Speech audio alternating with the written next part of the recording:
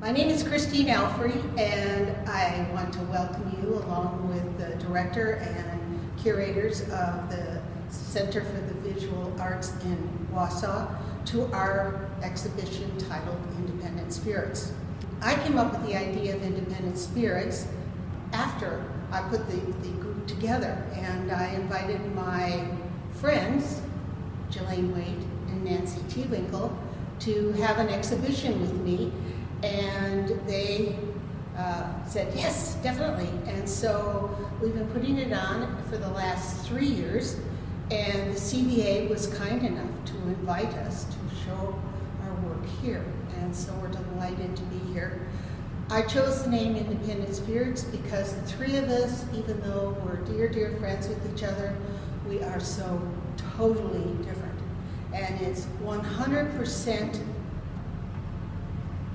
factual with our friendship that differences can be friends together.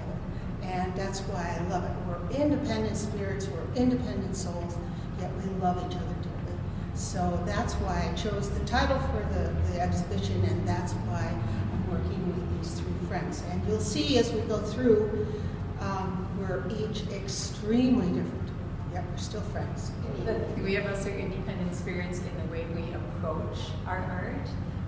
My work is ceramic, Nancy's is acrylic and poured and just exciting, and Christine's work is watercolor and acrylic and sometimes bigger than life and fun to look at. As you are introduced to our work in the gallery, I think you'll be thrilled at the color that you see.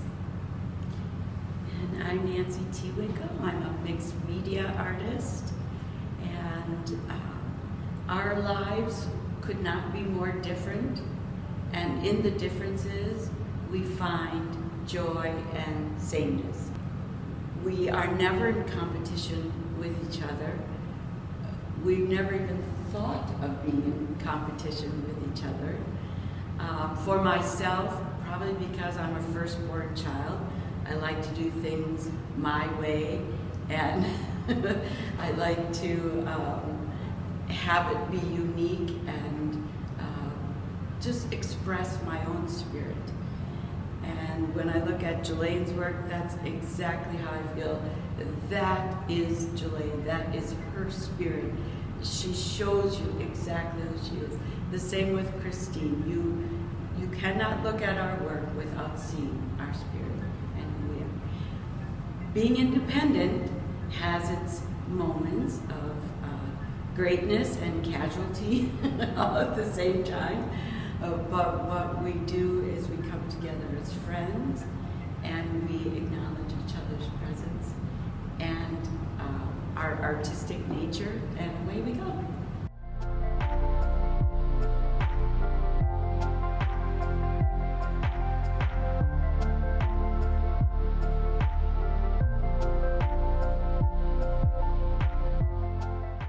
My piece called The Cecropian Dream. And I've had a fascination for many, many, many years, and have worked it into my art in many ways with feathers and wings. And one day I was thinking about, maybe I should do something with a wing. But would it be an angel wing? Would it be a bird wing? And so I did a little meditation just to rest my mind. And I had this flashback memory, and it had to be from sometime in the late 1970s when I lived in Ohio, that I came upon a Cecropia moth in our backyard.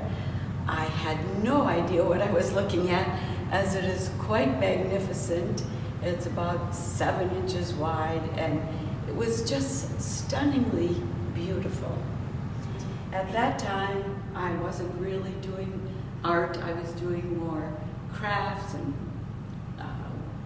craft shows, things of that nature. So for that memory to come back at that moment, I felt was very serendipitous. So I decided to create, without looking up what a Cecropia moth really looks like, I wanted it to be what was my dream of the moth. That's why it's called the Cecropian dream. And once I poured it, I thought, wow, that is just, it's so fanciful, and yet it's definitely a wing. Then I looked up the Cecropia moth to see what I could do to kind of bring it in that might be identifiable. So I made the eyes that are found on the wing. And once you add all the glass and the texture and the resin, some of this is acrylic pour, and then this is all done with mica powders and resin.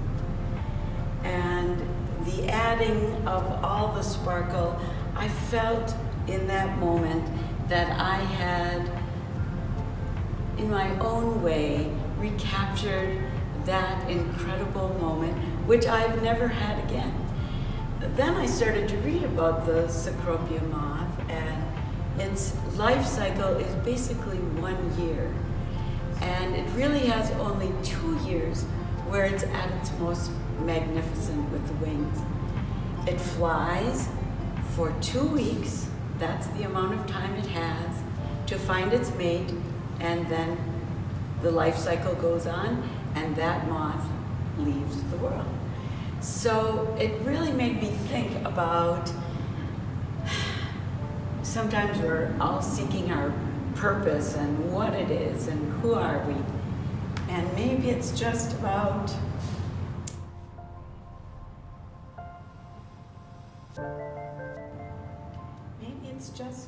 flying.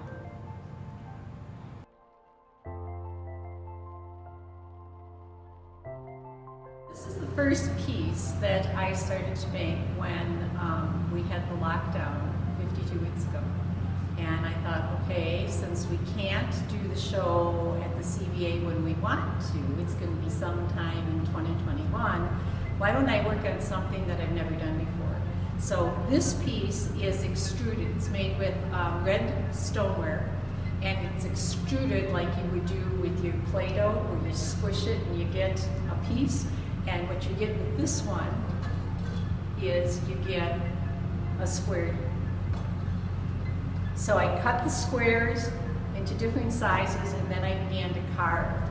After it's fired the first time, it's able to be glazed, and I chose 3 wonderful, just ordinary glazes, a blue, a red, and a green.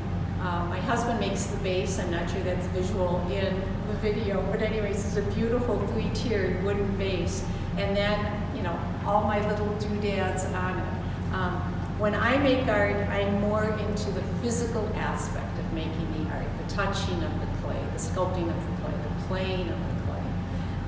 And sometimes when I get a piece done, I throw it away because it just isn't right, but it was awful fun to play with. This is probably Jeff's and my favorite piece, and he named it, and he calls it The Jester.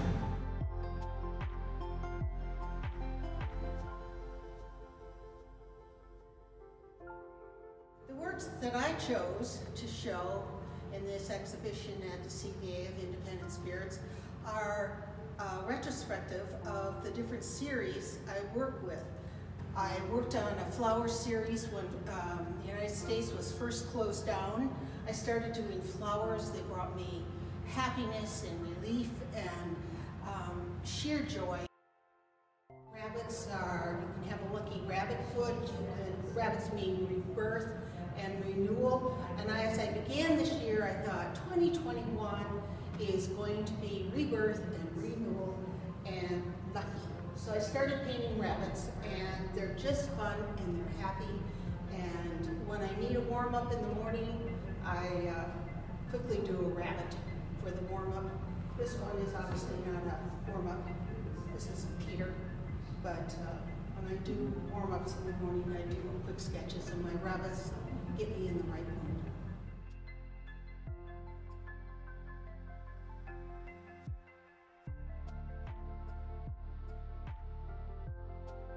My wonderful lady here is part of my women's series, the differences in the styles and the techniques and what I am trying to do and say in just the retrospective that I have here. I call myself a conceptual artist, and all these pieces